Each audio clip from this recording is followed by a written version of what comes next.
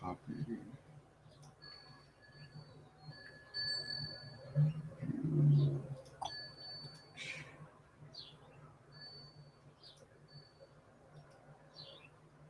Oh, I got to remember to. Yep. All right, got it.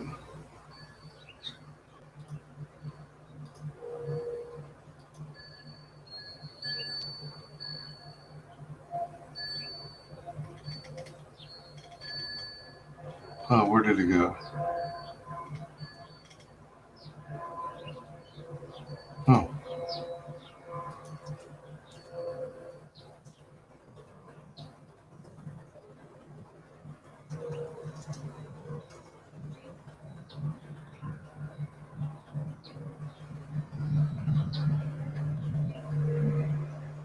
Boom, boom, boom, boom, boom, boom, boom, boom, boom, boom, boom, boom, boom, boom.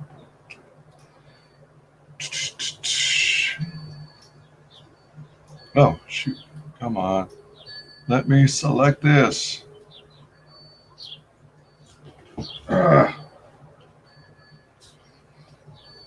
Egads. So, welcome to WyzGyz Entertainment. This is your host, Wyman. I'm just doing, I ended my other stream a little late, so I'm starting this one a little late. And I shared the link with Scott McCullough so that we can discuss Sins of Fae. Oh, you know what? Let me see something here. Get to the right one.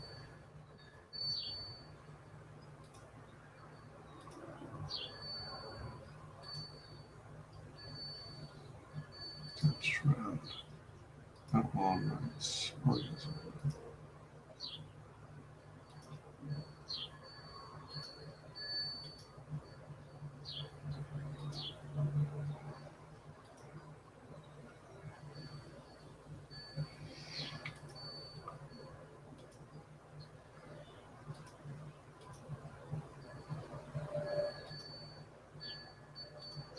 Where did I put it?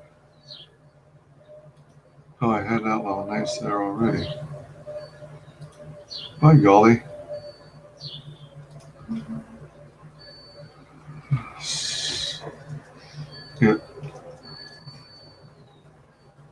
It's called Sins of the Fae. There we go. You know what? I gotta get some stuff out of my way. Let me share this.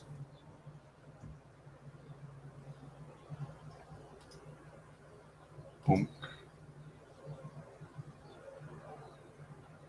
Okay. Sins.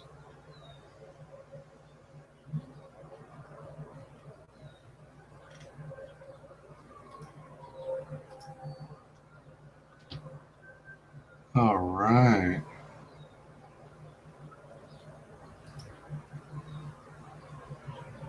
All right. Sweet. All right. Ba ba ba ba ba da ba ba da ba ba.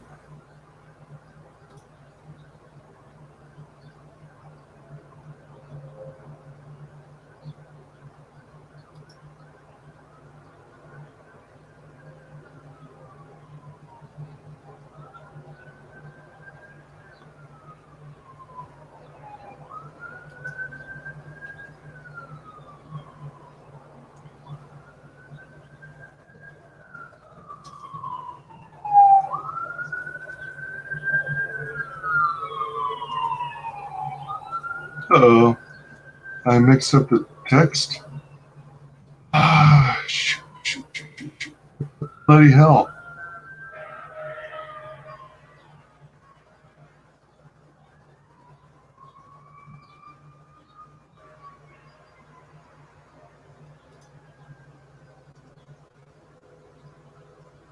Uh-oh.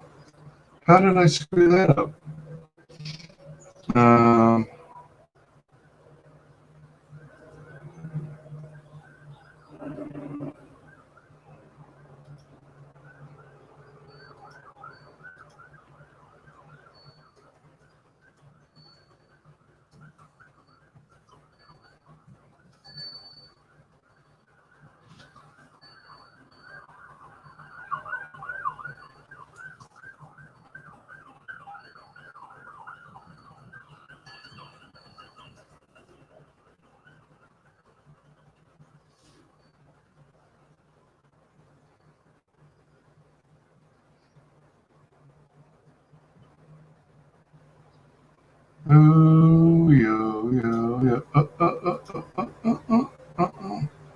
Man, I screwed up bad, it looks like.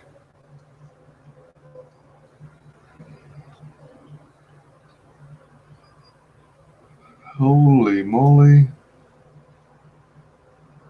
Buddy Lord, I got Buddy Lord. Oh, frick. Alright, shit. Sheeped it. Oh, you know what? I think I can change it from crab puppies. Alright, so that, edit,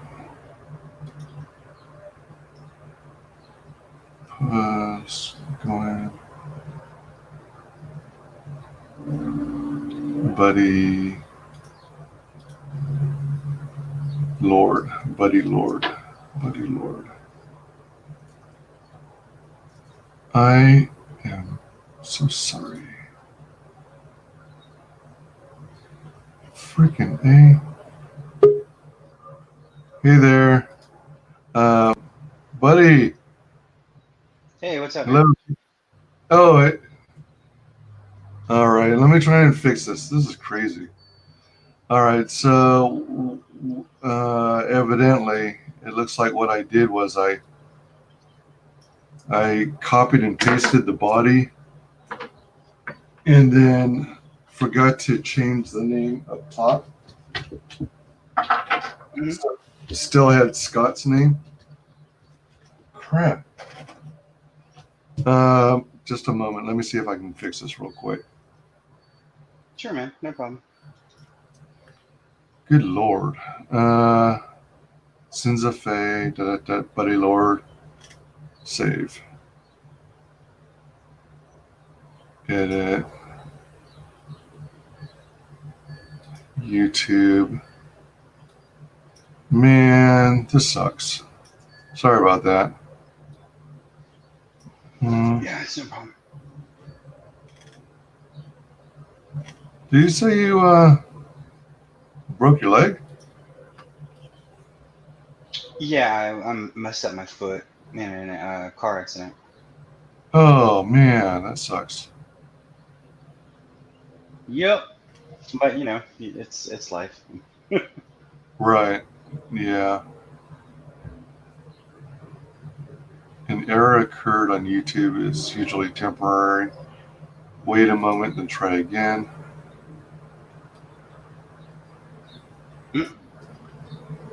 Well, that sucks. Um,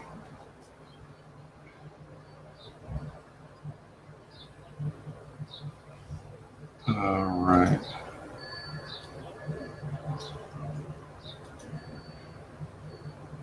Buddy Lord.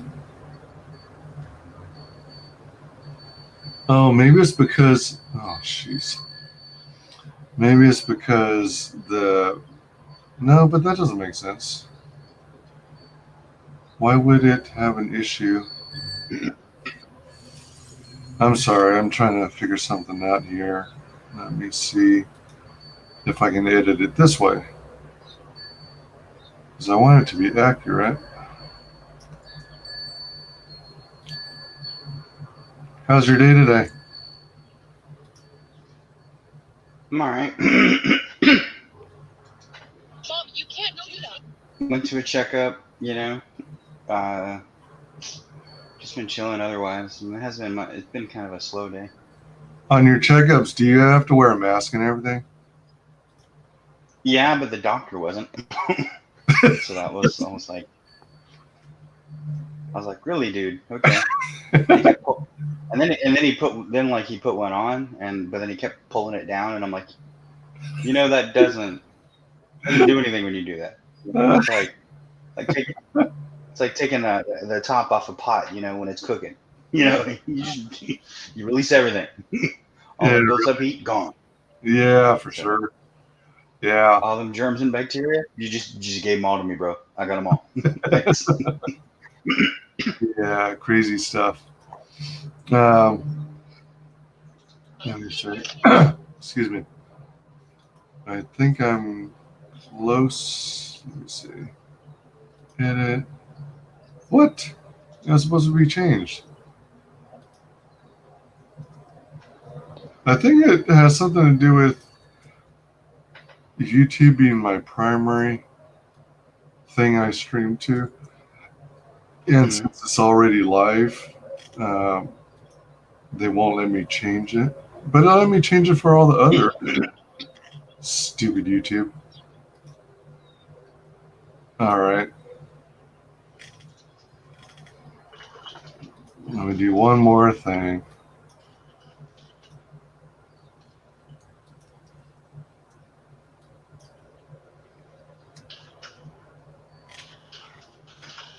Sure, man.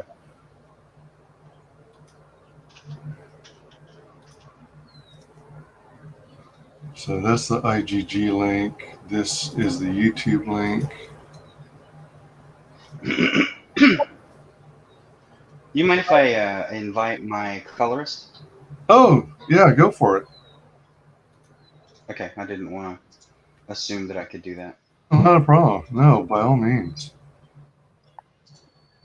Uh,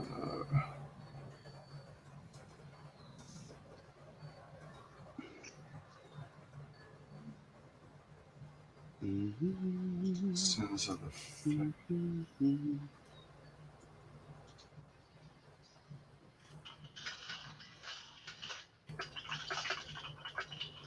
Well, you know what? I'll just do it this way.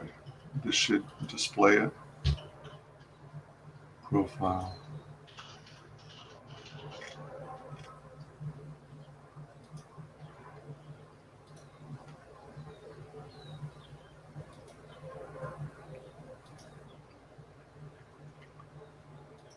Oh, come on, come on. Oh, there we go.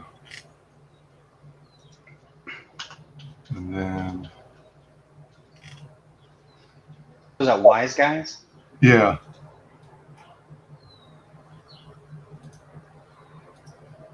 I'm just posting social media here. Come on, come on.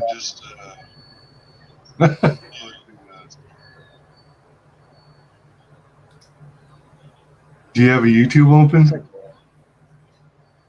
I had one open for a second. We're live. Yeah. Yeah, I typically have one open so that uh, I can keep an eye now and then to see if YouTube's algorithm bot has false flagged me and taken me down. So, all right.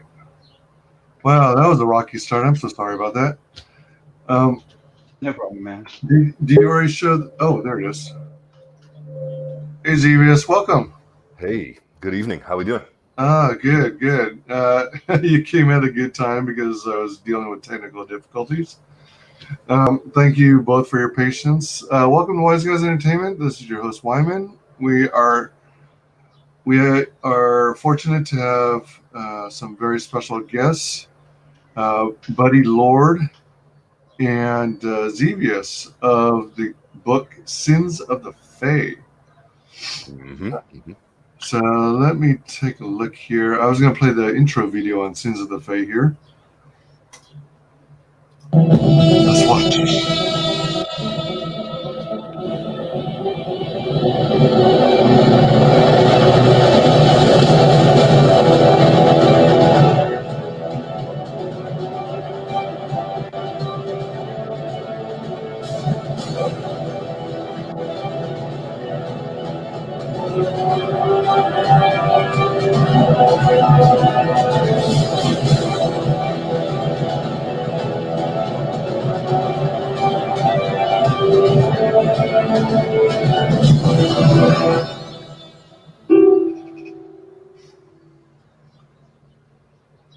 So cool. Boom. Yeah. So cool. So Buddy, how did this even begin? You know, you're releasing a comic book on Indiegogo. It shows that you've got one campaign. Is this your very first project? Yeah, this is the first project that I've ever had, and it came about, I don't know, pretty similar way as everybody else. I saw The Last Jedi and hated it so much that I actually started joining forums and different things to complain about it. And in the process of that, I came across Ethan, and then there was the whole ComicsGate thing, and I was like, "What is this stuff?" So I listened to him on his show a couple of times, and these were people that shared my rage at at all entertainment being destroyed and usurped, and I was just like, I gotta get in, I gotta do something with this. So, at first it was, I was just gonna get into it, but then being a writer myself, I decided that I needed to be a part of it. And I've never made a comic book, so it was a learning process for me. I needed to learn how to I have been writing poetry, prose, short stories, and that kind of thing for about 12 years, Whoa, including editing. nice. Yeah, I was under various pseudonyms. My first, like, my first poem was published nationally at 12. Whoa, Uh, yeah, nice. so I've been doing a lot of that. And then I put together this book. This is about a five manuscript is what we call it, because it's not really a book or a novel yet. It's five manuscripts. This is chapter one of book one. Mm. All right, all right.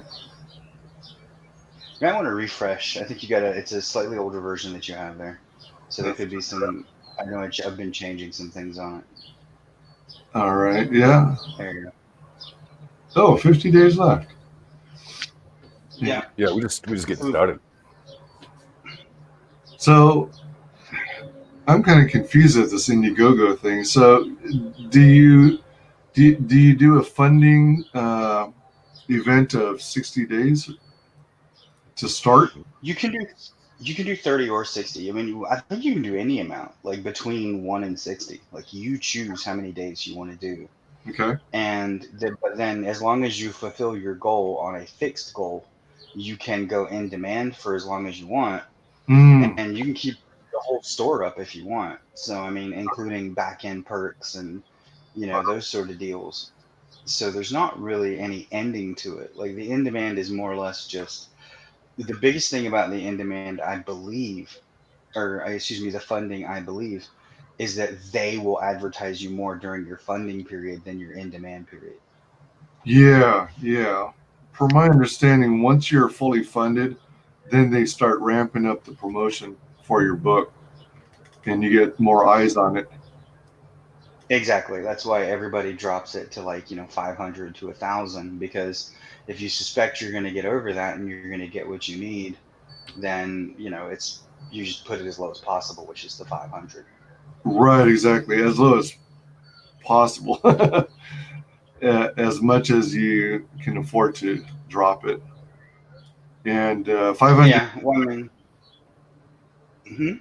Oh, I meant, after you've done all the math and determined just how much it'll cost for you to produce your work, whether or not you have to hire any talent, and how much it's going to cost you to do all the shipping as well. Mhm. Yeah. We've got a lot of talent on this. Like the line artist for the comic book for the interiors and the cover so far is Joe Sanchez at Hosan Art. He's amazing, fantastic artist. And the coloring is devious. Yeah, that's nice. Uh, so, buddy, you're the author, you're the storyteller. You've got the story probably mapped out across all the chapters and books, Hmm. and then you've got a couple. You got an artist to do the line work. You said the sketching and the line art, and then Yeah, that's Joe Sanchez. Joe Sanchez, and then you've got Devious, the color artist, or the Hmm. colorist rather. Mm-hmm. That's pretty wicked. I like the work. I like the choice in colors. I love the poses. because it displays kinetic energy. It conveys the physicality, and I like the blending of the ethereal like colors there. Uh, what would you say? How would you describe the story? What is it about? Well, basically, Nikki's been afflicted with a fey ritual called the White Stag. She's marked to be hunted across all of the seven realms by these magic sniffing Angus, a breed of black shadowy hound used by Fae to drag people to their death. Humans dislike Nikki because she's a witch, and the Fae hate her because they think she killed her husband, the Lord of Iridus. Hmm. The coven that she left behind no longer exists. Her former sisters are either in chains or dead. So she's on her own, and she's got to face the sins of her past for her children to have a future. Huh. Okay. Would you say this involves some level of time travel? Not really time travel. It's just happened over. She's being thrust because of her choice of husband into the middle of a eons long war between two like warring basically godlike factions. Huh. Now, correct me if I'm wrong, but she's equipped with a revolver, right? Yes. And that likely plays into her being forced into this world. Um, does it, for example, I'm not sure if I'm misunderstanding, but does she begin in like present day and then she's like thrust into this alternate timeline or reality? Well, it's kind of different. Like you have like our world, right? And Okay. then around our world, you have seven other realms that are connected to us through a sort of, they're tangential, but in a kind of invisible dimension kind of way. When they pass through and visit each other, they're all connected as they end. They're all the seven Fey realms. And if they want to visit one another, we're the bridge. They have to go through us to visit each other. Okay. Mm. Her husband was one of the lords of these realms. His name was Owen, All right. and she summoned him to her realm, to what they call the crossroads, our world.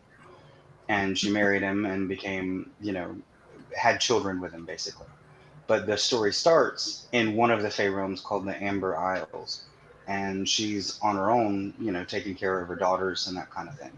The reason why she has some of this accoutrement, like the revolver that you Uh-huh. noticed, and the goggles and the bracer, is because of what she does. Like she takes care of a sanctuary, she deals with animals. She's basically like a vet and herbologist, and a little bit of a medic, for the area.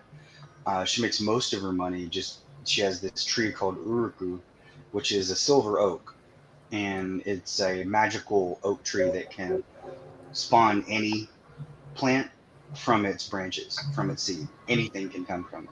So what she does is, she'll pray. She lives in a place called the Amber, or called Padoris, and it's a human settlement. It's where humans come to the Fey realms to get acclimated to the Fey. They're learning about the Fae, and the Fae learn about them so that they learn not to hate each other, you know. And so she makes plants and trees and that kind of thing for people that come there, and they're like, because the stuff of our world is exotic there, you know. So like a pine tree is exotic there. So she'll get a pine cone from Uruku and then grow the tree and then give it to people around the area, that kind of thing. But I mean, that's not covered very much. Mostly, she's just like at the beginning, she gets cursed, and she's cursed to be hunted. She doesn't know that yet. She actually looks through the curse and sees through the eyes of the hunter, and she realizes it's these animals that are hunting, her people just like her coven. And then as she breaks herself from that dream, she sees that this hound is attacking, her own daughter, and this kind of puts her into the middle of a war that she never cared about. She never wanted to be in any of that. She just wanted to be a mom, and all of a sudden she has to, get a power that she never wanted to bother with, learn things she never wanted, sacrifice a lot to protect her children and her own future. Wow.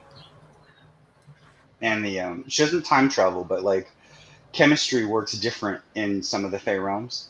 So like the gun doesn't it fires big bullets, but mostly it fires these glass ampules of kind of like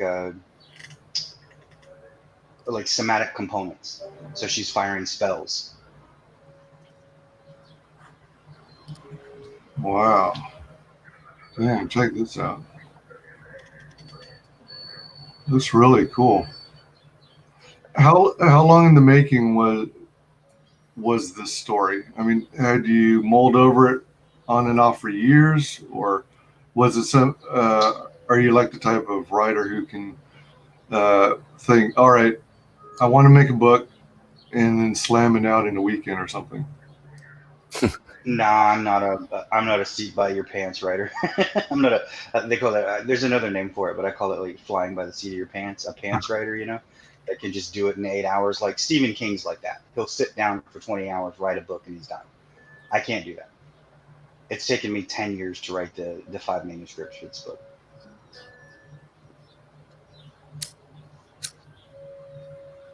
Yeah, just checking out the work.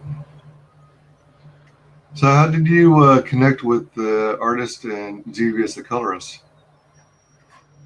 Did you like do a Well, talent search, or do you know? I hired the wrong people at first. I was hiring studio artists from like Mexico, Argentina. Uh, One was from like the Philippines, and I was paying for this work, and I was seeing it, and it was just so vapid and vacuous. There was no life to any of the art. It was stiff. The gesture was horrible. I couldn't tell what anybody was thinking by looking at their face. And so I was like, all right, the anatomy's here, and that's it. you know? So I wasn't into it. And I started looking around for, at first I said, you know what, I need a logo. And I found ZVC was making logos and stuff for, it was Jeremy, wasn't it? At that point, I think I'd done. The first one for Cyberfrog actually, and Jeremy, yeah, for Geeks and Gamers. I'd done Okay. that. So he did a logo for, I didn't know about the one for Ethan at that time, but I saw the one on your Twitter for Jeremy, Mhm. a D-Day Prime for the F.A.M.I.L.Y Menace guy, and I was like, oh, that's exactly what I want. So I reached out to him and we talked for 3 hours while he made some rough cuts. Mhm. Yeah, pretty much. Damn. And the logo you're referring to, which one is that? Is it on? Is it this one here? Late Night Productions? Well, he made that one too, but it's the Sins of the Fae logo is the one we're referring to. Oh, okay. All right. Yeah, the cover logo That right one right there. there. Yeah. Wow. All right. Do you do all this digitally, Xevious, or do you do it by hand and then import it or scan it in? And then, Well, like, I mean, I do art full time. I've been doing this for about 20 years. well, I run an advertising agency, so I do, branding is my main, that's what mainly pays the bills. I like working with Sharpies and Sketchbook, and then I'll pull up my iPhone, take a shot, send it over to my iPad or maybe to my desktop. I've got 2 workstations. oh, nice. So I just do whatever sort of keeps it kind of fresh. Like I've worked at 2 different desks today, All and right. I took a break with my iPad and just sort of did some drawing. So it all comes out the same in the end. I get bored quickly, so I need to bounce between media. Yeah, for sure. Yeah. So you started off with the wrong team, and that it wasn't giving your story any life. So you replaced them with your current crew, and it looks like for the better for sure. This is good stuff, and I love the color work, Xevious. Damn. Thanks, man. I get told it's pretty out there. I'm not afraid of color. Through practice, I know how to use it. Sure. I like to get stuff intense where it's merited. Hell yeah. Yeah. Mhm. There's a lot of energy through these action scenes, which is cool. Okay, and then you can't believe broke down the story.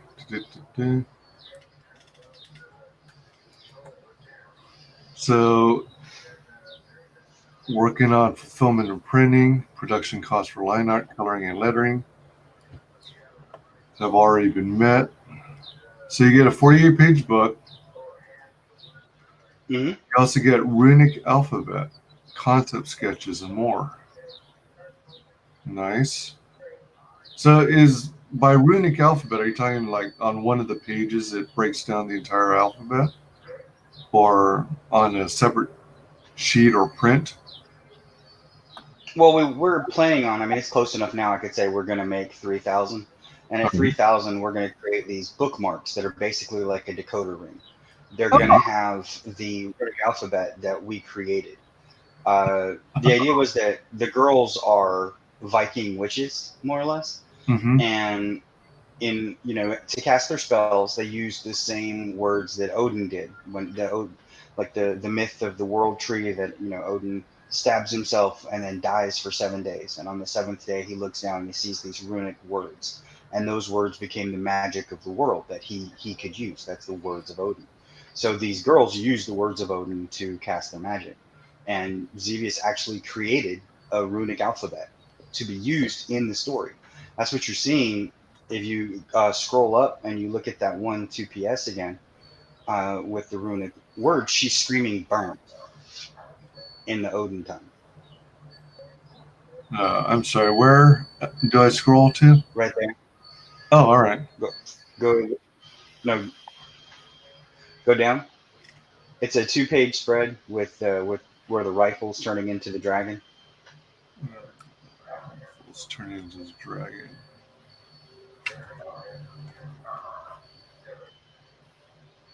This one right here? Let me see if it's coming up the same way on this one. Yeah, it's the pinkish one on the mid right side, and it's a texture. It's very manga-ish sort of looking, and there's 4 characters, and actually it's letters BURN. It's her screaming burn. Oh, all right. Mm-hmm. And we're gonna texture the book with a lot of that stuff where it's where it's appropriate. Just it's a nice extra level of interest, really. And to do that, we built it's an entire alphabet of unique characters. And I figured the easiest way to work with it would be to actually design a font. It's called Nikki after the main character, and I've got that installed on all my machines now. So Oh my gosh, how nice is that? It's kind of fun. And yeah, is there somewhere here on the page where it actually translates the runic characters, or do you basically refer to the bookmark to read? Hell yeah, I guess you would, wouldn't you? Yeah. Yeah, that's what we want to do is make the bookmark like a decoder ring. Mm-hmm. That's pretty sweet. Now, how long does it take you to create a runic alphabet from scratch? It was a medium low priority considering we've got so much to do for a book, but I toyed with it for about 2 months, I guess is my answer. Just All right. just played. I studied. There are 3. If you look at runic alphabets that exist, there's 3 main ones. I forget their names. Just wiki stuff. And then I also refer a fair bit to Klingon and Aurebesh. So it could not be geekier, but cool. Well, that's really cool. Yeah. I mean, it's important to do the research and to give depth to the story. Not that it already doesn't have lots of depth. Mm-hmm. That's pretty sweet, though. Yeah. As the funding progresses, stretch goals will add several perks, which all of those buying the main book will get, i.e. cards, bookmarks, stickers, prints, posters. Very nice.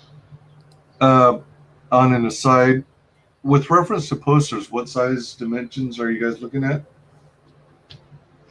Well, we hadn't quite looked at them yet because that was going to be a little bit higher. We had other things for the goals first. Oh, Like right. the first goal that we actually have is the bookmark. Then I think we have cards and pins or something. I can't remember. Let me look it out. Look at it right here. And then we have a cover that Xevious is doing. And it, it's the concept is just really awesome. I can't wait to see it. He's been working on it, but it's a $15,000 stretch goal because to get it completely done and everything would cost would cost quite a bit, like a pretty penny. But once we reach that, that'll be available to everybody, and then we'll open up a couple new tiers where the cover's available. Plus, like if you want all the covers, that's available, that kind of thing. Nice.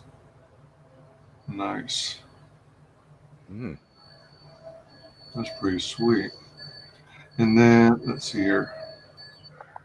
Stickers.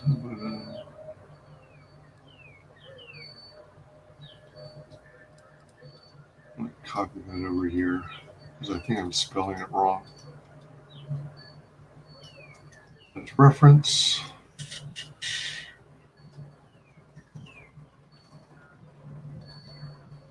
Line art done by Joe Sanchez. Yep. So did you find it? Did you basically find both of them through Twitter, buddy? Yeah, I found both of them on Twitter. Okay, awesome. Yeah, Twitter's a great place to meet people. I mean, I only got on Twitter still over a year ago. Wow.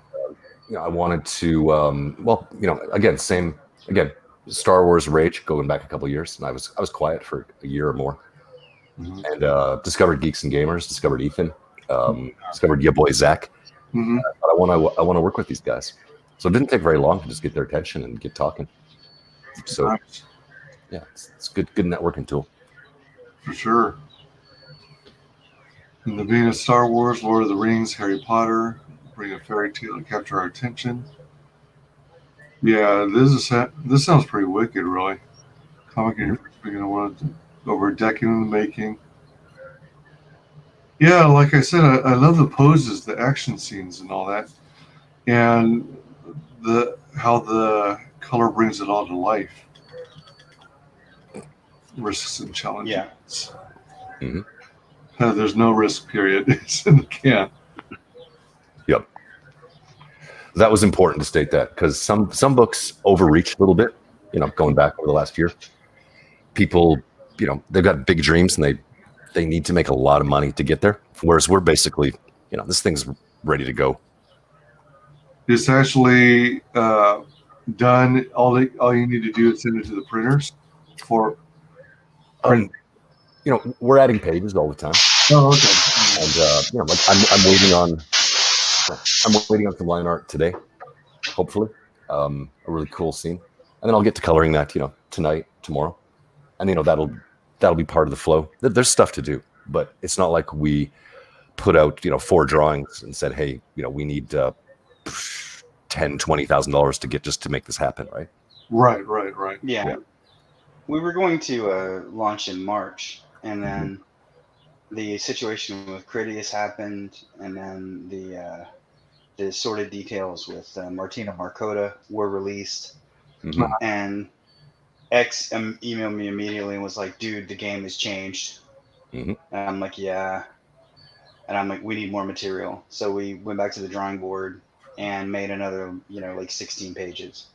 Yep. And so now we're back out, and it's like, more, like I said, it's about 90%. We're like 38 or 40 or 48 completely, lettered everything.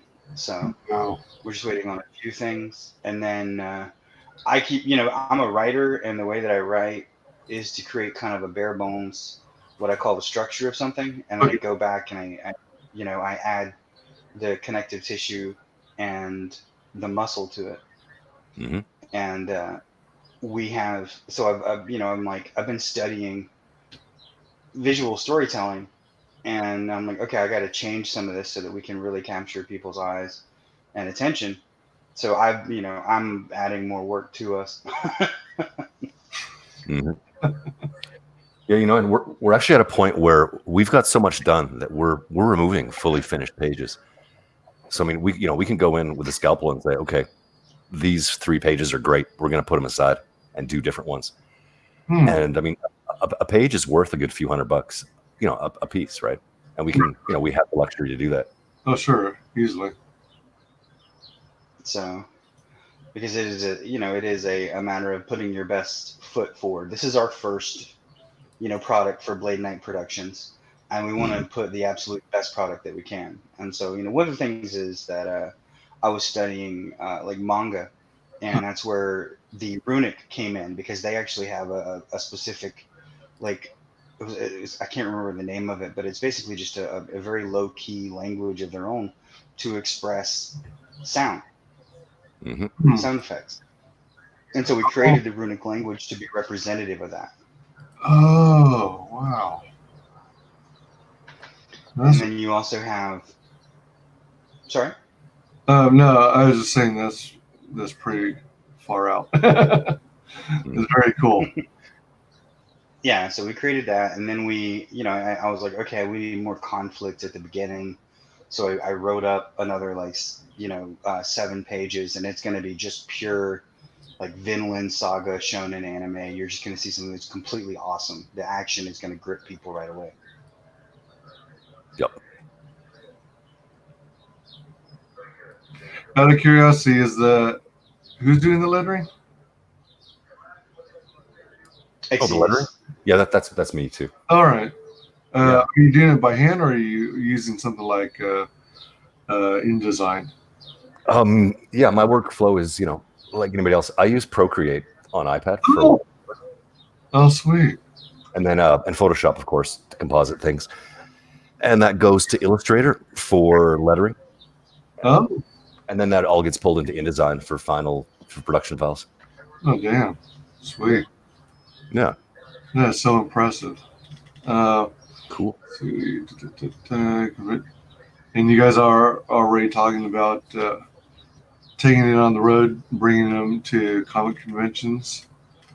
Hopefully they start reopening them.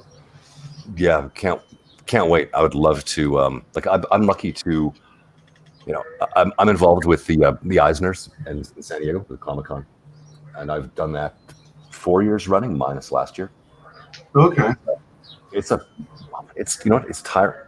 Excuse me. It's a tiring thing to do, but if I can just put my feet up and just talk to fans, talk about what we do, that'd be a great long weekend. Oh yeah, it would be. Mm-hmm. Have you been to Comic-Con? Years ago. Okay. Yeah. I used to live in California.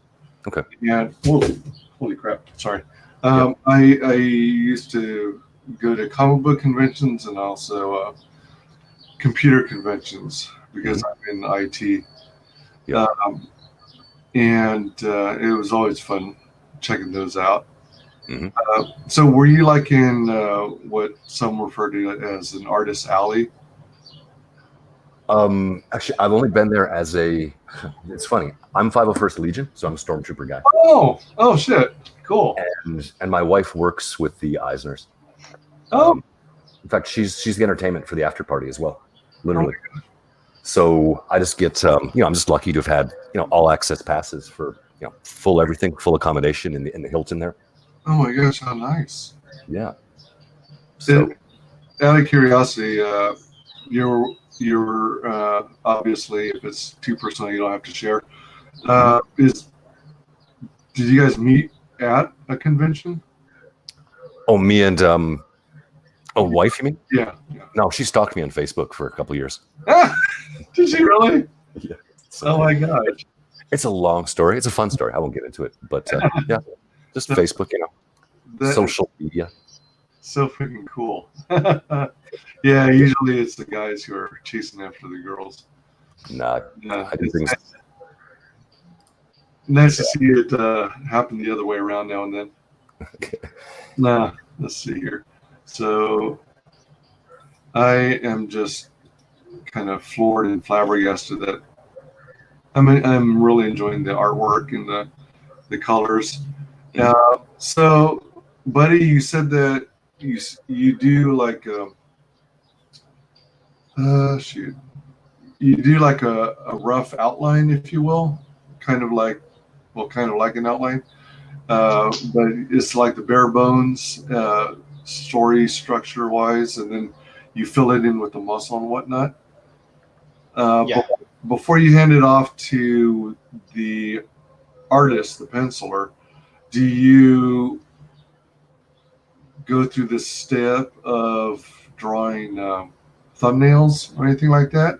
Or do you just give them the words to work off of? No, I usually just give Joe words. I used to, when we first started, I was trying to be a mini director, and I don't have the head camera for that. I don't have the ability to see the shots in my head as well as he does. So I stopped doing that, and I just said, this is what I want to see. And I would, if I needed, a specific image in the panel, I would say, okay, this is a turn page. The last panel needs to be this. Like there's a point, there's one of these images where it's Granny and she's fading away and she's sacrificing herself. It's basically she's already a ghost and she's sacrificing her memory so that Nikki can stay alive, because Nikki doesn't know how to use the runic word. She doesn't know how to use the magic. She just never wanted to learn it. And, so now in order to protect her family, her grandmother says, okay, well, you're going to hex me. And so she hexes her.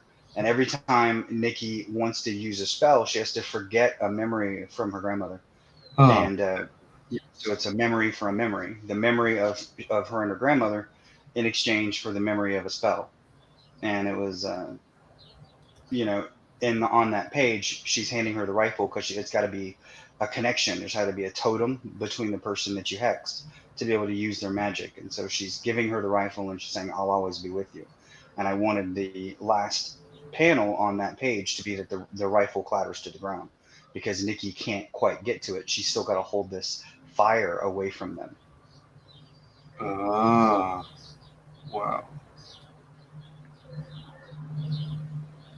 Yeah. Yeah, it's trippy. Yeah, I think back to your question.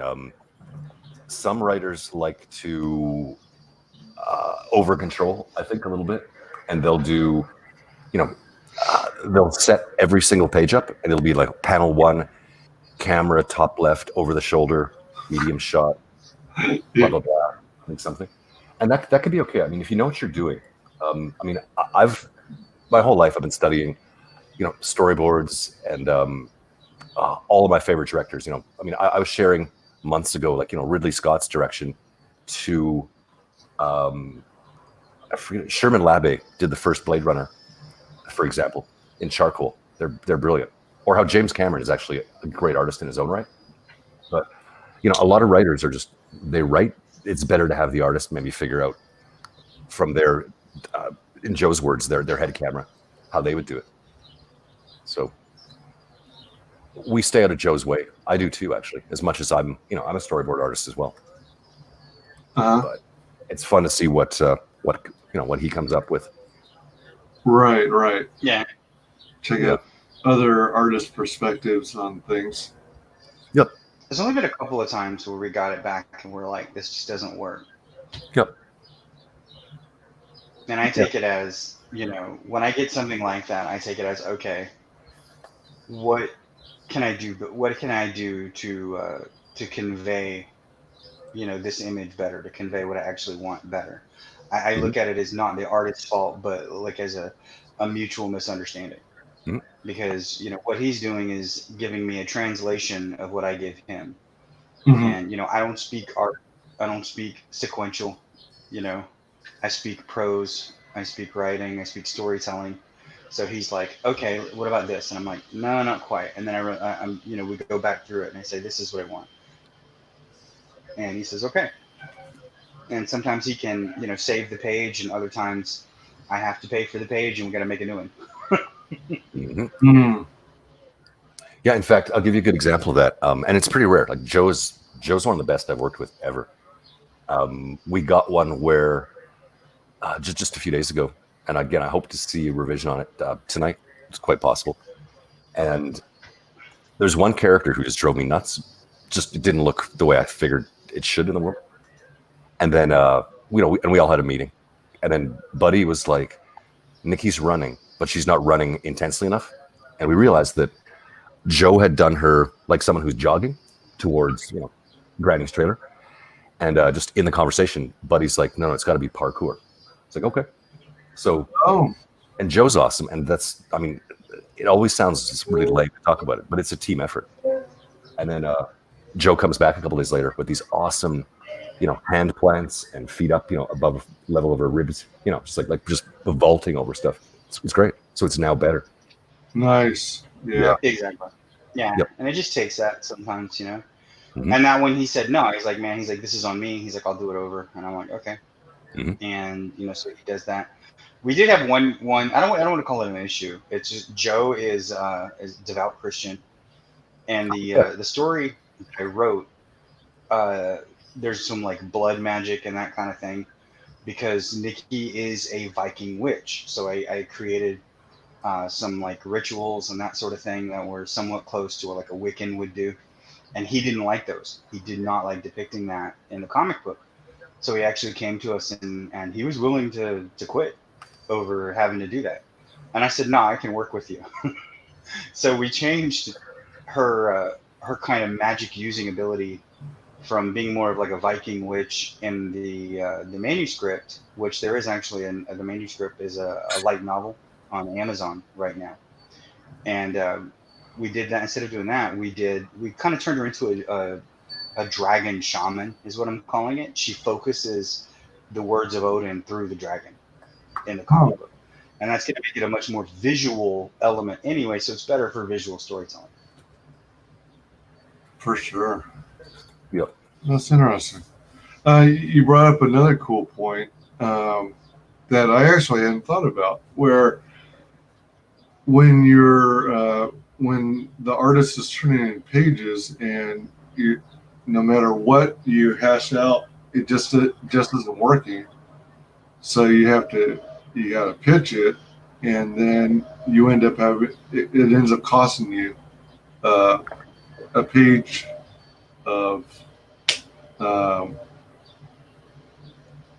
a paid page worth, for lack of a better phrase. Mhm. And does does he do traditional drawing and then take a photo, for example, and then send it to you digitally, or does he also dabble with digital drawing? I believe he mostly does digital. Oh, okay.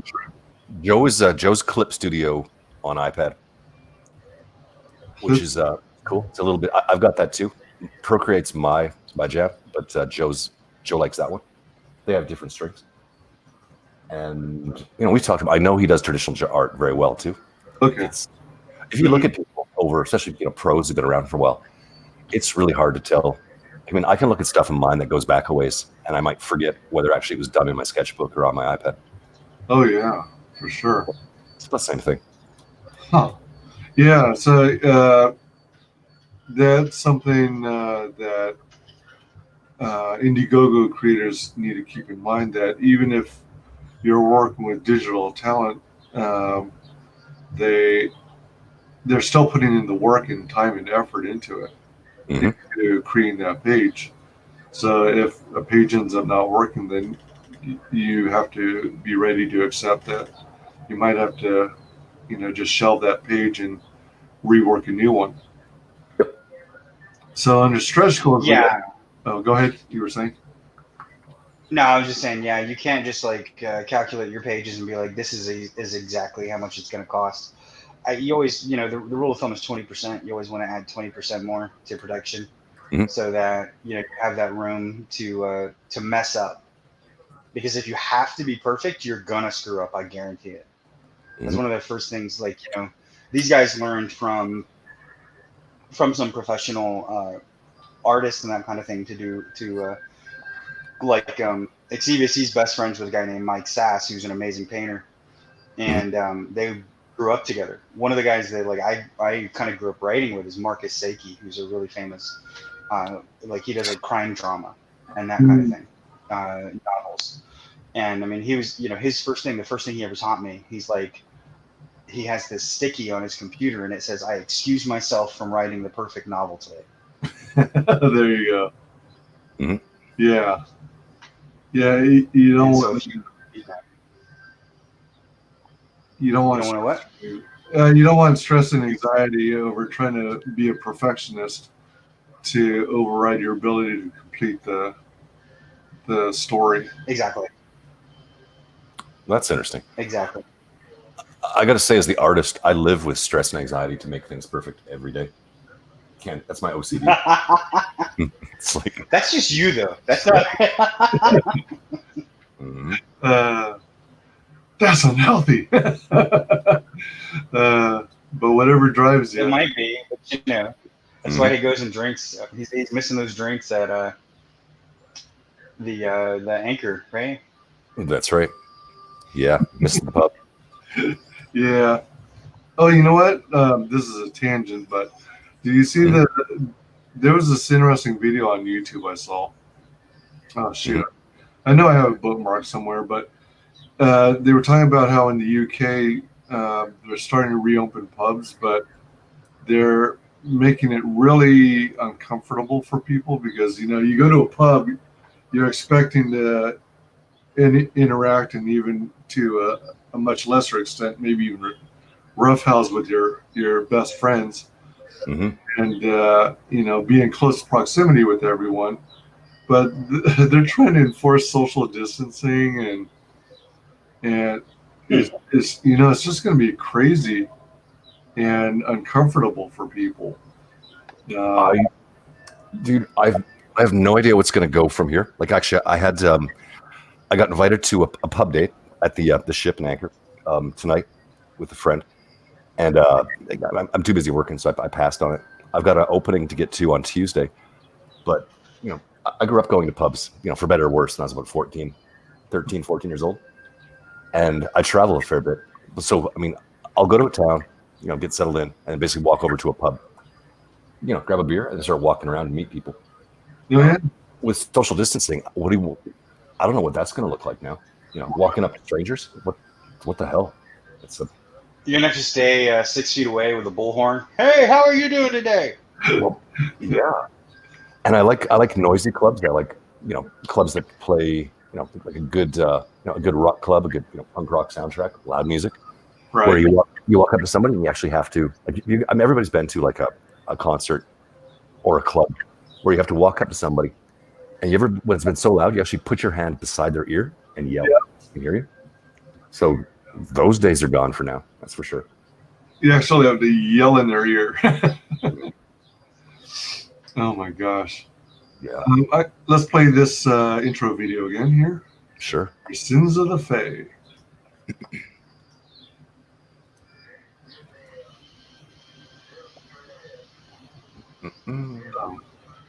I have it muted.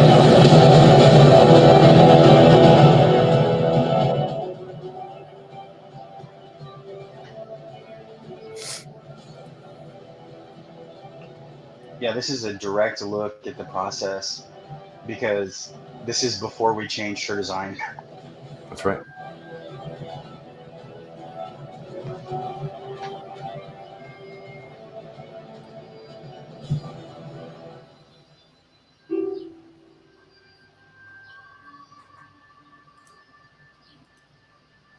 Sweet. Now, is it just me, or is the background on the logo a tree? Yes, it's a tree. Okay. All There's right. lots going on there, buddy. That's the tree. It's integral to the story. So as I was getting into finding out what it is, the typography and logos are sort of what that. I mean, that's what my degree is in, is communication design. So I want that to give a sense of magic and the darkness and the sins and the blood red, and it's kind of coming into the roots of it, and then the leaves are spreading out. And there's sort of the generations of family, all that stuff, and yeah, and then the tree figures into the story throughout it. So, yep, it's there. It's called it's a tertiary read. So when a logo can convey one thing primarily, other things are secondary, and then there's third things that support it. So, yeah, we're happy with it. Yeah. Yeah. That's really good. Mm-hmm. Yeah, like I said, the idea is that Nikki herself is the scion or avatar. She's a child, basically, of the world tree, the Norwegian lore, the Nordic lore, Yggdrasil, the world tree, the tree that connects us all. She's a child of that tree, and her children, are, uh, you know, she wasn't supposed to be able to have her children. Like the a Fey progenitor or highborn like Owen and she were not supposed to be able to have kids. But since she is the child of the world tree, and the world tree connects all worlds and can create any world, another child of that tree is Uruku, like I told you, the silver oaks that can grow any plant. Well, she can, bear any seed, including the highborn. So she has children from him, and that's what's causing some of this issue. Wow. Yeah. Crazy talk. So since you, yeah, since you have it in the can, as they say, are you guys finding it hard to determine where the end of book one is, or is that already established? Nah, it's pretty easy. The ending is easy. Okay, all right. Because I wasn't sure. The ending for this book. Say again. I was gonna say the ending for this book anyway. More or less, the way that I write is pretty specifically is that at the beginning of a chapter, a question is posed. By the end of that chapter, that question will be answered, and other questions will be posed, unless that's the end. And then it'll be like a bunch of questions about the entire plot. And so in this case, there's a question asked, and the question is, how is she going to take care of her family? How is she going to protect herself? And by the end of this first book, you will understand how she's going to protect herself. Nice. Mm-hmm. Okay, so looking at the different perks or tiers, backer tiers, we've got the featured one, and I tell this to everyone. I love it when Indiegogo ComicsGate creators have a feature tier because it tells me, which one gives you the most bang for the buck, and the package that gives you the most inclusive experience and the best way to experience their book. So this gives us cover A and cover B. The ones that you highlighted here and here. Mm-hmm. They're so cool. I love them. Let's see here. So 11 of those have been claimed so far already. Mm-hmm. And out of curiosity, it lists here estimated shipping December 2020. Have you already shipped some books to some people? No, oh wait, no. we Never mind. I'm all screwed up in the head. It's not even 2020. We haven't even hit December yet. Not yet. In the future. We might get there. Yeah, 2020 is fighting us the whole way there. All right, so we got a digital copy. Out of curiosity, what are your guys' views with regards to digital copies? Is this more to help people who are international experience the book without having to pay the high shipping fees that they tend to have to pay? Yeah, that's part of it. I mean, I think, pragmatically speaking, we looked at it and said, well, digital will take me, some prep time. But once we start selling digital copies, it's basically free money. Every $10 is in our jeans to go make more stuff with. So it's a double, it's win-win thing. Cool.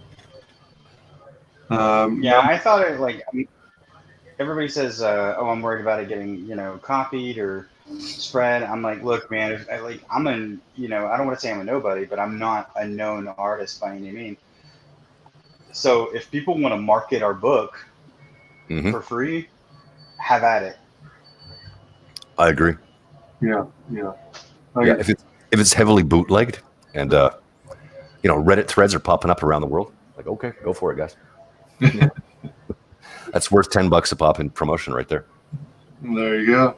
Yeah. One of the things I cite, there's a lot of flack given to pirating, but there's a certain amount in our community where, if there's something I'm interested in enough, then I might seek out an online version of it. Well, not when it comes to ComicsGate books. I've always wanted physical copies because comic books have always been a physical medium for me. Yep. And I don't like the digital experience from the few experiences I've had because I just don't like having to. I don't like the weird feeling of tapping on a corner or swiping to get to the cell I want to look at, and sometimes it's hard to return back to the cell I want to take a quick glance at and then return. It's just goofy that way. But like when it comes to music and movies, if I catch something, like that's not in the theater, for example, and I find that I thoroughly enjoy it, I'm going to make the extra effort and go buy a copy. So, I mean, it's not all doom and gloom. No. And it is another way, depending on how you look at it, as another form of promotion. Yeah, I mean, I watch so many movies the night before if I can. Like I'll get a cam. I mean, shit, I saw Rise of Skywalker about 12 hours ahead of time, and then I went and saw it 2 more times. So, so I paid for it, but I also saw a cam. Right. Yeah. And then I'm with you as far as digital. Like to me, like I'm an outlier in this community. I think I don't really read comic books. It's visual for me. So like I bought Captain Frog 3 times. I haven't read it yet. I've got one on my desk right here. I like, it's my attention span, but I'll flip through 10 pages and just look at it and go, okay, I know what's going on here, kind of. And then I'm not going to sit down for a few hours and read a comic book. This is not how it's not how I experience it. Gotcha. I do have to read this book someday. Oh, yeah, for sure. Eventually. Yeah, absolutely. I received a bunch of ComicsGate comic books that I have to read myself. I guess it's a balancing act. I'm trying to create content for my channel, but at the same time, I really want to read these books that I backed because I'm excited about them. Now we have the tier that has Sins of the Fae cover A. So that's the first one. That's the original cover, right? And then the red and orange one is considered the variant? Correct. Yep.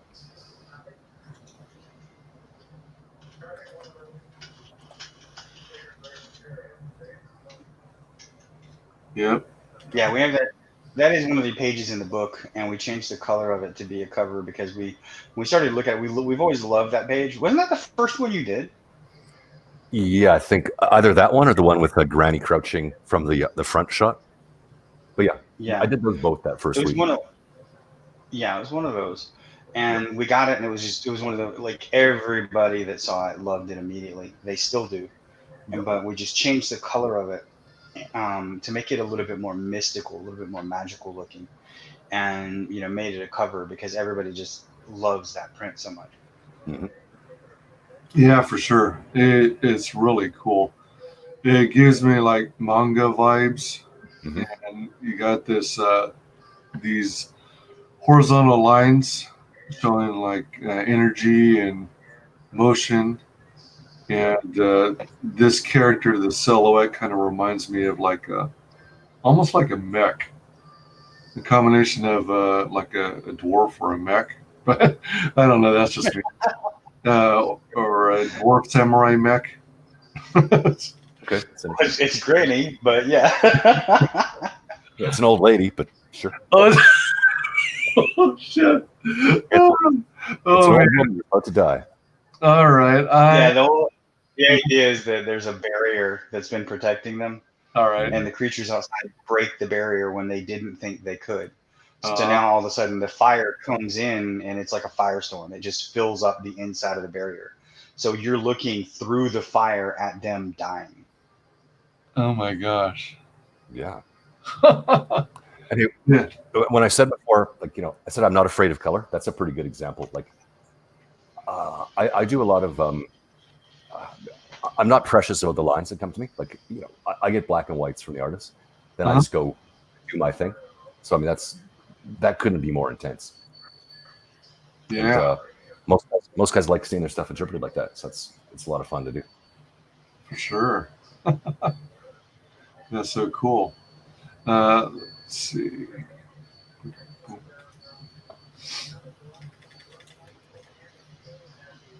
So that was Sins of the Fate cover B.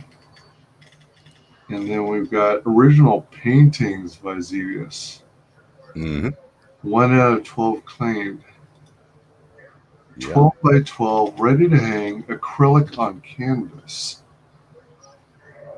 Yep. How long does it take to paint one of these?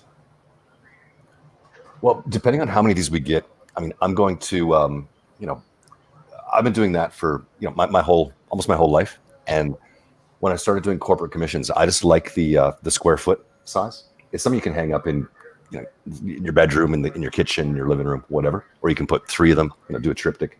Oh yeah.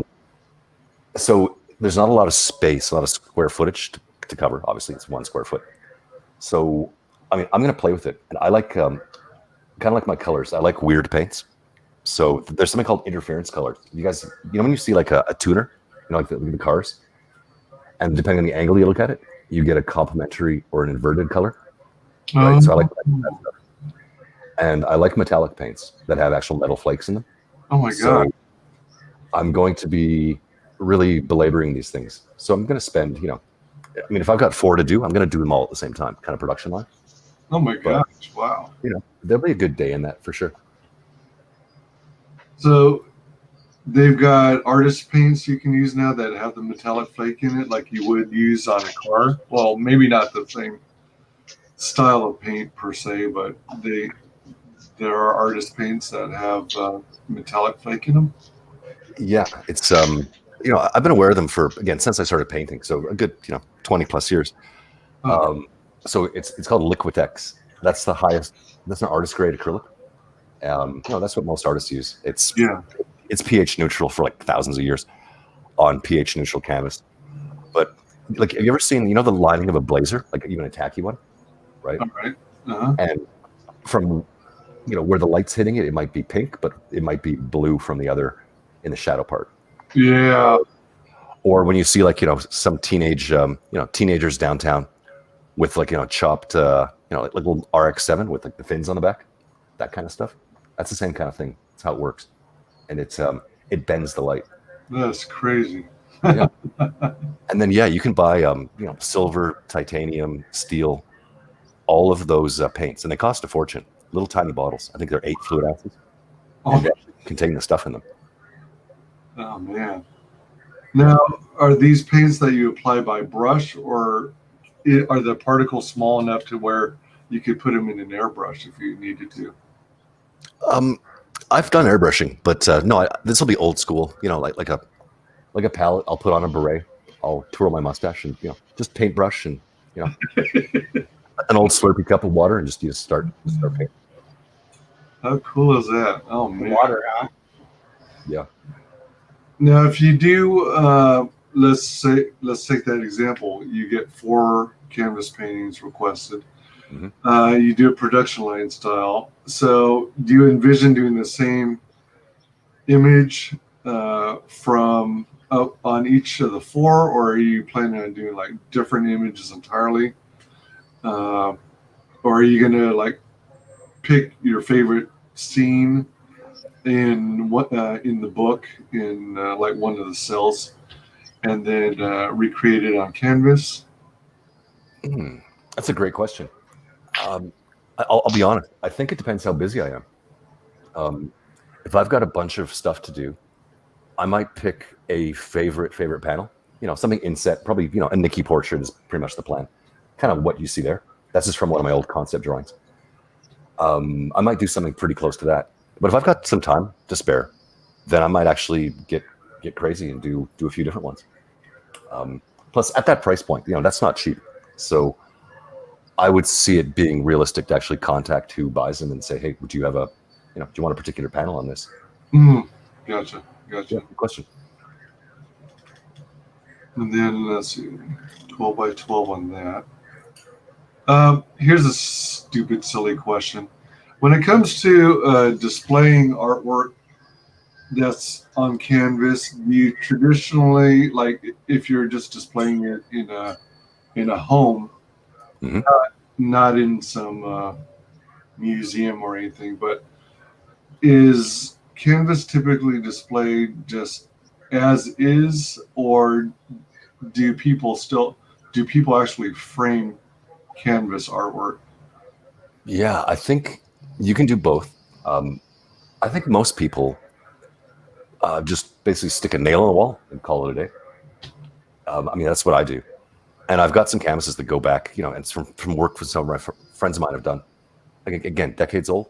And yeah, I mean, if the sun hits it, it can fade a little bit. It can get dusty, but you can wipe it down with with a cloth anyway. But yeah, there's you can put canvas behind glass and have it matted, and it looks amazing. It's going to cost you some money to get that done custom, but it's sure either way.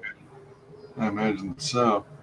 Mm-hmm. Yeah, I remember my stepdad was into photography, and when he went to Alaska, he took lots of black and white photos on traditional print. Traditional 35 millimeter or even the older style cameras. And then he had select images, his favorites, transferred to canvas. Cool. So that's pretty sweet, and I always wanted to display them. But something like that would be awesome too. I like one of your pieces here.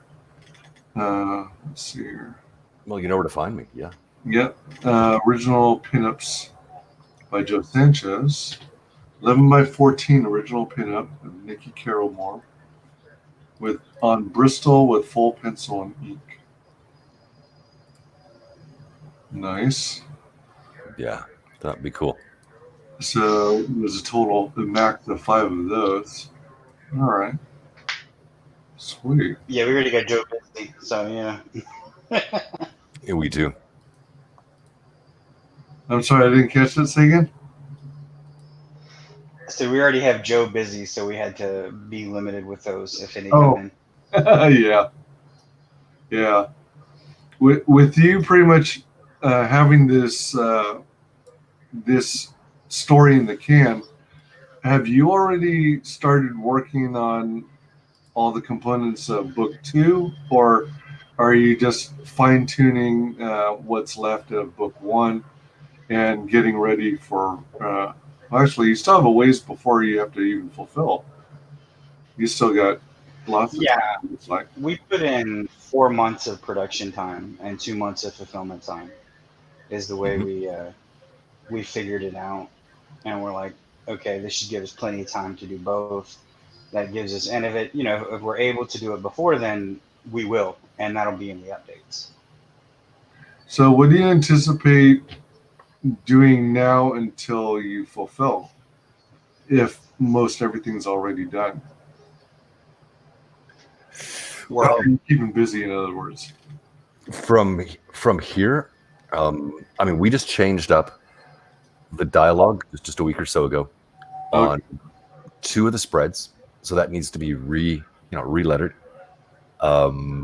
There's a prologue we've got to write and typeset that just something we wanted to get done. There are all the sound effects to be done. There's all of the incorporating the runic alphabet into it, and those things take we get on StreamYard, we'll go for 4 hours and just really slowly go through the thing page by page. So we could that'll keep us busy for a couple months if we want to. So yeah, so you can get it just right, especially with this being your first campaign. This is so freaking cool. Cool. Yeah. Damn.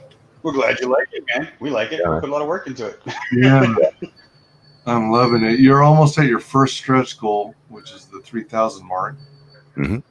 and I am in the wrong place.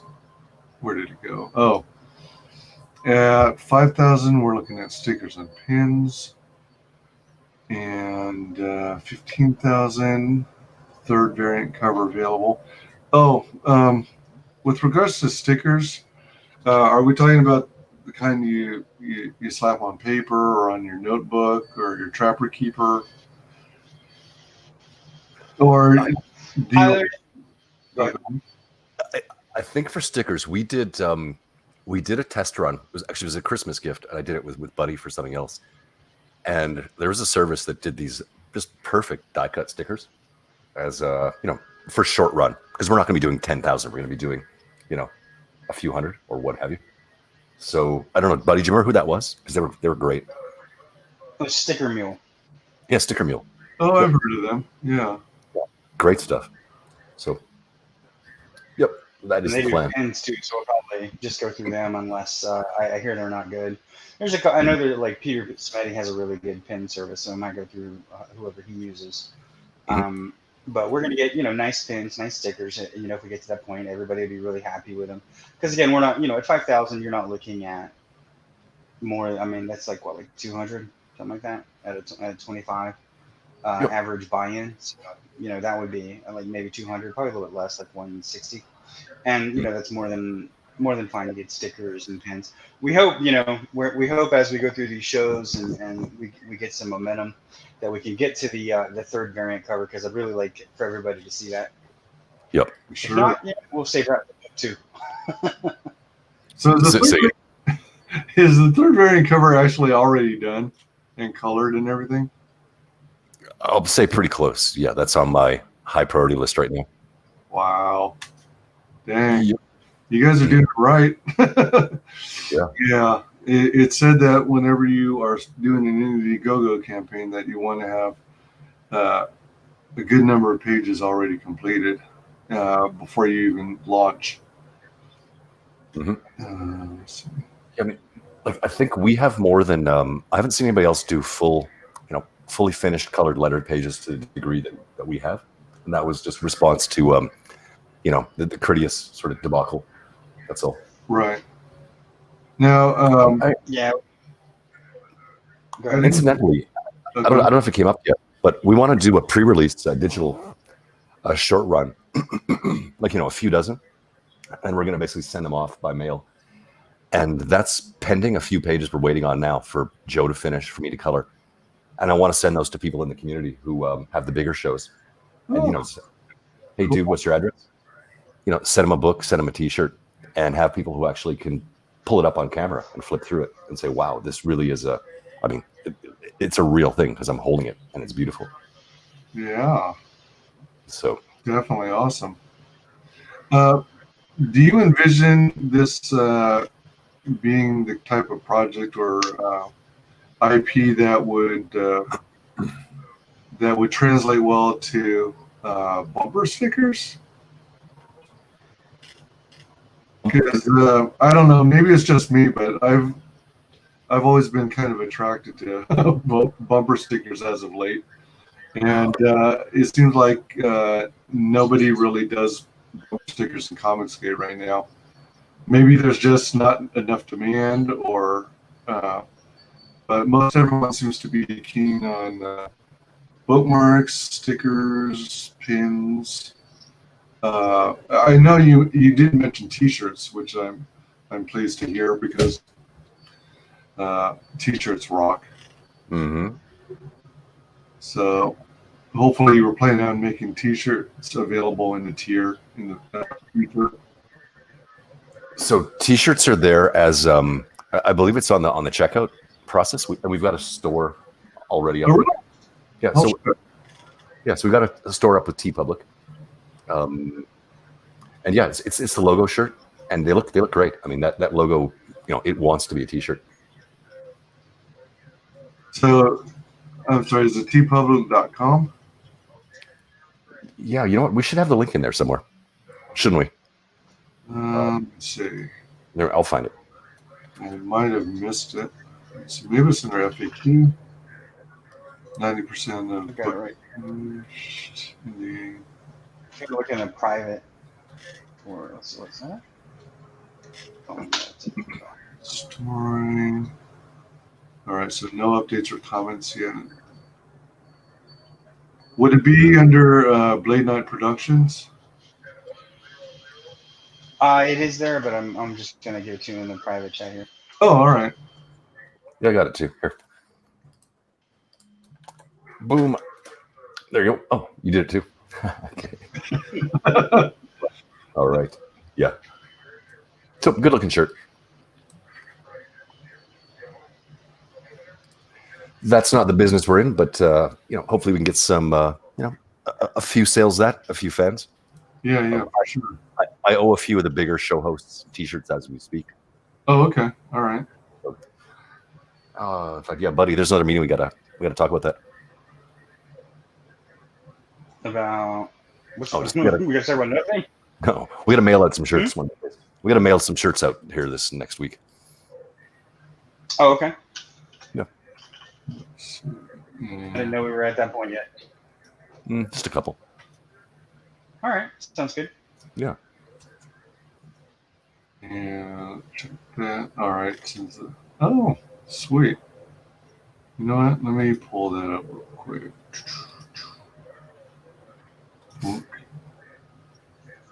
Tab. And we have masks and we have mugs too. Are you serious? Very serious. Oh my gosh, look at that. Wow. Yeah. And you got lots of colors to choose from too. Yep. Nice.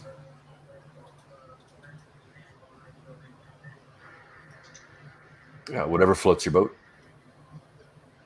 Let me see. Do I need to go here first?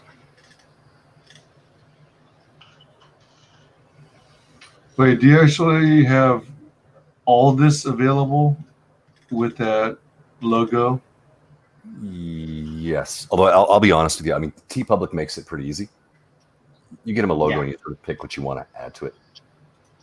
So. Yes, it's a print-on-demand service. Yep. All right. Yeah, we didn't spend 50 grand and pre-order all this stuff. Well, yeah. I'm a huge fan of print-on-demand stuff. What? I wasn't supposed to do that? No, it's sitting in an Amazon warehouse. You know. Yeah, that's no, right. Yeah. And I got to say, and to anybody listening later too, that's TeePublic. I've been using them for about 4 or 5 years. In fact, I did these silly T-shirts to take to Comic-Con, hand out, and I mean, I've still got some that I've been washing and just wearing around the house for like 4+ years. They're fantastic. So yeah, these guys are great. Nice. Yep. TeePublic. Yep. I think there's a competitor, Teespring. Yeah, there's Teespring, there's Redbubble, there's there's a bunch of them. Yeah. Well, Teespring, I think, bought Redbubble. Yep, I think that's true. Oh, really? Mm-hmm. Teespring, yeah, but Teespring's got a thing going on with one of the people in our community named Purity Sin right now, because they said the cover or something that she made of her own comic book was copywritten material from somebody else. Yeah, oh man. They claimed all her money and discontinued her product line. And she's fighting that with a lawyer, as far as I know. I don't want to speak for her or to that situation without knowing. But as far as I know, she's seeking legal assistance in that matter. Yeah, exactly. Yeah, I heard the same thing. I saw a video covering that. That's crazy. It's enough to have driven me away from TeePublic. Oh man, the fact. But wait, that was Teespring though, right? Not TeePublic. Teespring, sorry. Yeah, it was Teespring. Yep. Yeah, it was Teespring. Yeah, for sure. Yep. So it looks like you already have pins available. It's just a matter of ordering them and then printing on demand. Okay. Oh yeah, I mean, there's. Yeah, don't forget to bring up the mask. There you go. In the wrong place. Okay. Yeah, you gotta go back. It's a little. There. There you go. There you go. Cover logo mask. Yep. Uh, Looking mask.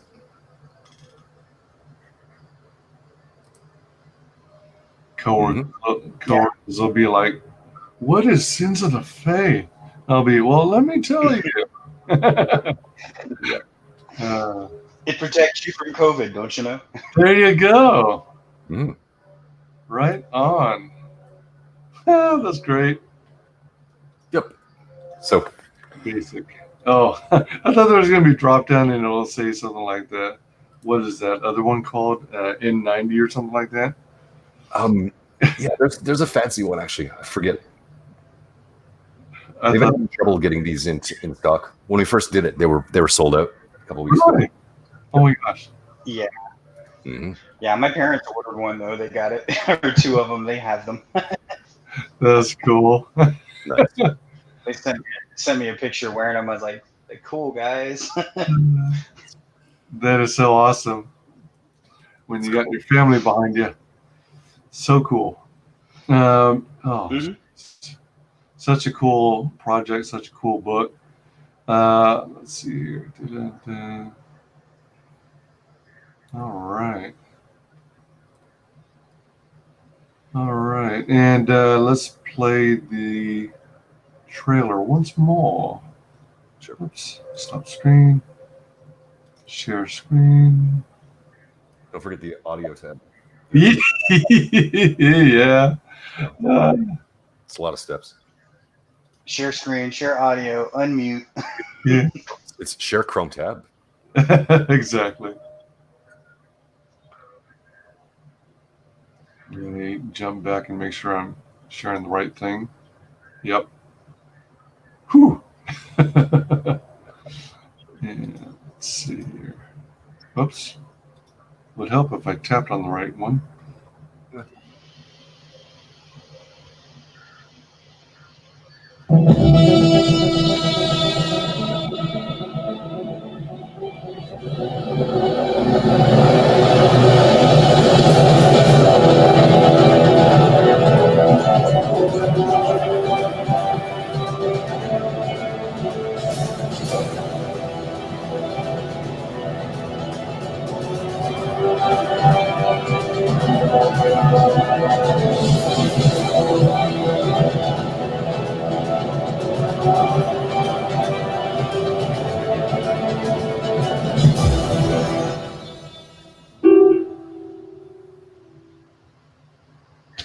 Woo.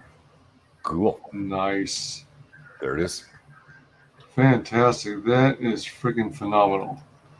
Um, Thank you both for coming on. I greatly appreciate it.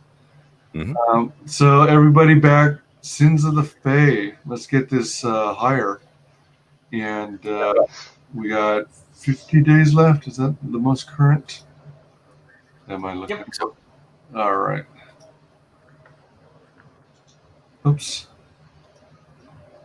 and yeah, back at you, man. Thanks for having us on. It's I wasn't even aware of you till today. It's weird. We assume we all know the same people. I'm like, huh, don't know. So much appreciated. Well, isn't that a surprise? I only hit 113 subscribers just recently, Mhm. so Okay. still pretty small. Sure. But I've spent a lot of time so far back promoting Indiegogo creators, so Mhm. I'm going to continue spending a lot of time doing that while also trying to build my channel in other ways. So, buddy, would you tell everyone how everyone could reach you? Sure, man. You can reach me at the Buddy Lord on Twitter, or you can go to bladeknight.com and sign up for the mailing list. I send out an update about once a week, not too much. I don't want to inundate anybody. It's just how we're doing, because Blade Knight Productions is the company that I've created to produce Sins of the Fae. Later on, we have another book that is in the same kind of vein, sort of like Christian mythology, called Sway, that a lot of people are excited for. Um, Mhm. so we have a few products down, in the pipe, and would love to keep making books and selling them to people, because the entertainment that we we used to love is been changed drastically and kind of turned into a like a seminal pamphlet for the extreme left wing. Yeah. And I would like to bring entertainment back to just being fun. Oh yeah, that's what we're all looking for. And the Mhm. I call it mainstream comics just don't get it. exactly. I call it heroes, hope, and humor. That's what we need. Oh yeah, oh yeah, down straight, darn straight. Um, are you predominantly going to be releasing updates regarding these books, such as Sins of the Fae, on the website, or are you also going to do updates on the campaign updates tab as well? Oh, I'll be doing updates on both. I'll definitely be sending things through the first thing that we're going to do is once we have some line work for the new character, we believe that's update worthy. So I'm going to pass that on to the into the update so that people can see that and they can look at what's coming, at them, since they did go ahead and back this book. All right, cool, cool, cool, Yeah. cool. And also keep an eye on either our Twitters. I always, every couple of days. I mean, by the time, if I've got new art in here tonight, I'll color it up by tomorrow. It'll be on my Twitter within a day. Nice. So I'm VBS on Instagram, Twitter, YouTube. So check it out. I usually have either cool art or spicy takes on stuff that bugs me. Either way. Do you do those time lapse videos? I haven't. Maybe I should one of these days. Like do a full color through. That could be fun. That'd be trippy. Yeah, I enjoy those artist time lapse videos myself.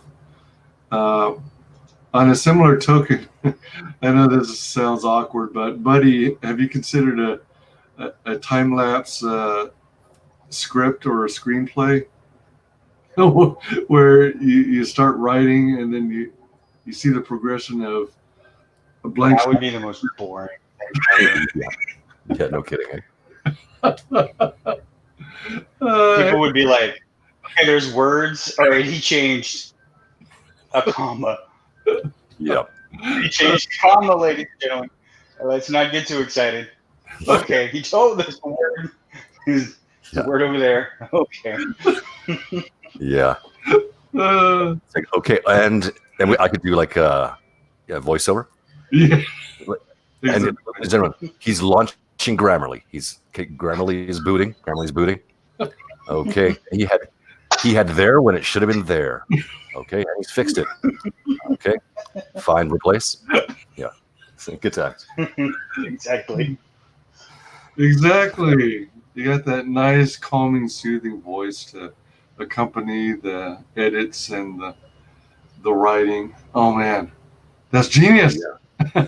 Sure. That could be our ASMR. We could make millions. Yeah, there you go. Oh my God. I could just imagine people. Multiple forms of revenue. There we have it. Right. That's right. Build the platform. Awesome. Yeah, I do think you should do time lapse videos, especially since you're an artist. That would be so cool. Let's see. Oh, and so I'm on Twitter at WyzGyz Tweets and on YouTube under WyzGyz Entertainment and under Twitch under WyzGyz Twitches. Yeah. Eventually, I'm going to try and expand into gaming as well. All right. Cool. So thank you both for your company today, and it's been an honor and greatly appreciated. I love the work. I'm looking forward to backing this book. And yeah, any last words from either of you before we end the broadcast? No, thanks for having us, man. And anybody listening on replay, have a good night. Thanks for listening to us. Awesome. Yeah, man. Yeah, I say thanks for listening to us. Be safe out there and be excellent to each other. Awesome. Mm-hmm. Take it easy, guys. Thank you so very much.